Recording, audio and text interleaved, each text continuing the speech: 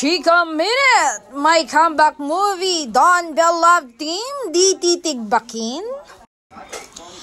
Matutuwa ang fans ni Bel Mariano dahil magsisimula na siya ng shooting ng kanyang bagong pelikula next week. Yeah, we're gonna start to shoot the movie and I'm so excited. Revelasyon ni Bel sa naganap na launch event ng isang ultra-fast fashion brand. Dagdag pa niya, now I'm really putting all my heart, all my blood, sweat, and tears into the movie and I'm so excited for it.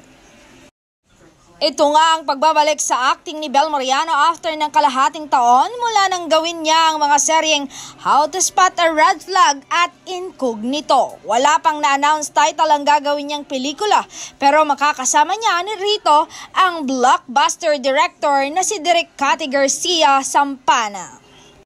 Kahit hindi niya makakasama si Donnie Pangilinan sa pelikula ay may dapat naman daw abangan sa kanila. Revelasyon kasi ng kapamilya Gen Z actress, may gagawin ulit silang movie ng kanyang ka-love team.